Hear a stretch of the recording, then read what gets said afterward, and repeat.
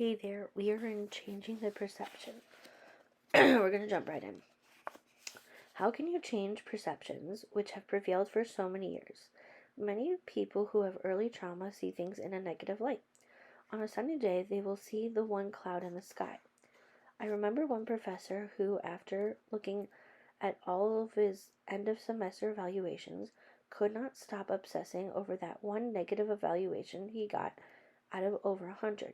99 plus good evaluations, and he focused on the bad one.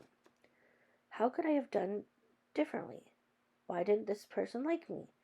It was amazing. This was a person who always had full classes because he had a great reputation as a teacher. Yet he was so insecure that he couldn't get that one bad evaluation out of his mind. When you hear something like that, it seems absolutely silly, doesn't it? But how many of us focus on the negative about ourselves and others, aka projection, and how many of us see the glass half empty? Okay, so this is where I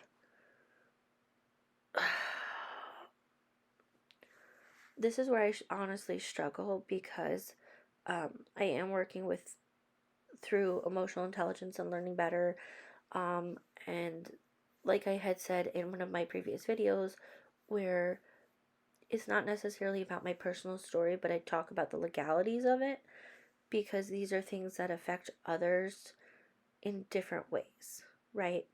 So just because I would choose not to, reverse my adoption or emancipate, that doesn't mean that others wouldn't choose that or need it, right? Perfect example. There's other things, but we also like I mentioned, we also lose our human rights. Again, something that, well, part of it does affect me with the medical records, but there's many more things that, like, others would say, well, that's the glass half empty part. It doesn't necessarily affect me as an individual, but those are necessities that other adoptees need, right? Not every adoptee, but many. So it's a mixed bag in that sense. Does that make sense to you guys? Yeah. Anyway. Okay. But we are on our healing journey, so we are still changing our perception. Anyway. Oh God, sorry. Alright, perhaps it is to challenge the way of looking at the world.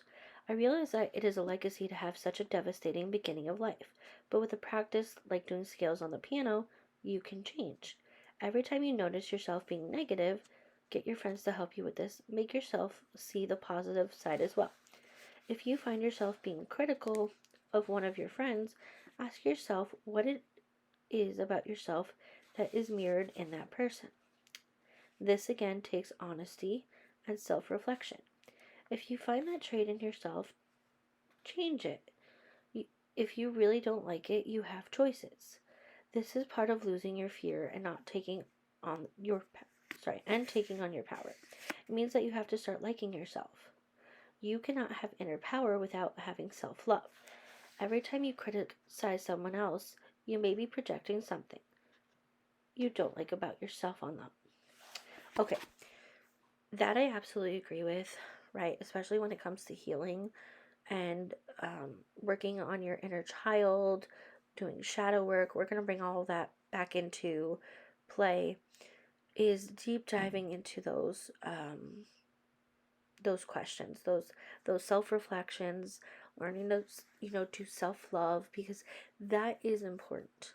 Whether you're an adoptee or not, that is extremely important. But I will say, as an adoptee or as a trauma survivor, we need to work on our healing, right? Now, everyone's at a different point in their journey, and that's okay. We're here for you. Maybe you've been working on it for 40 years, maybe it's been 10, maybe you're just beginning. Wherever you are, It is okay. All right? And your feelings and experiences are still valid, right? I've seen adoptees on here, or not necessarily on here, on TikTok specifically, where they may have had a good experience, like I said about mine, right? And then they do self-reflection and realize what bothered them. Realize that, like, for example, I didn't think my adoption per se had such a huge impact on my life until I found adoptee TikTok. Until I realized that I was having trauma responses after trauma responses, and I was able to name them, right? When I read The Primal Wound and I talk about certain parts of my story, just little things that I was doing that was a trauma response. Not realizing that if you're not an adoptee, you're not a trauma survivor, it wasn't normal. So, just throwing that out there. Okay. I know this to be true because I used to be very judgmental. I would find things I disliked about people and criticize them for it. I was not a happy camper. After several years of therapy and confronting the shadow in myself and learning to love and accept the shadow, I no longer feel the judgment toward others. It just ceases to be there. Instead, I feel compassion and empathy. This doesn't mean that I approve of everything others do. We can certainly have discernments, but discernment is there without a charge. When we disapprove of another's behavior yet feel strongly about it, then we can believe that they're no longer projecting our shadow onto others. You know what I mean? When you are charged up about another's behavior, there's a great deal of energy being behind the disapproval. You are mad about it, incensed. When you notice yourself feeling that way, it is a hint that this is something you don't like about yourself. There's a fear that you are not all right. Okay, so I'm going to give an example of that. And this is where I feel will come into play. I've seen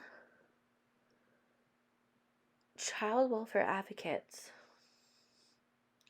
whether you're an adoptee, former foster youth, former CPS worker, talk about things, right? But then project harm on people. And it's hard to, it's honestly hard to watch. I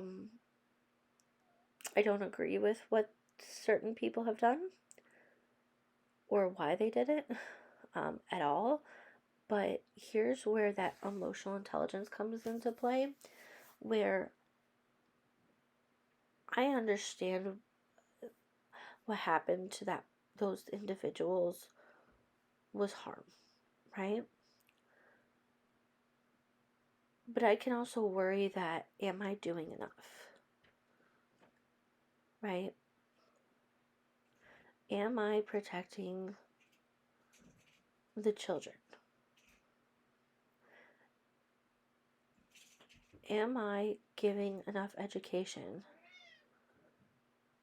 to help parents do better?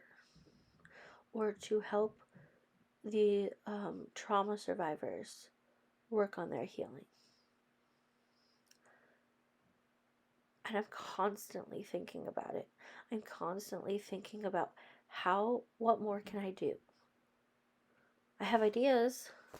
May take a while to get to, right? I definitely have ideas. But how can we do better? So, yeah. Anyway, sending all my love to everyone, and I will see you guys tomorrow.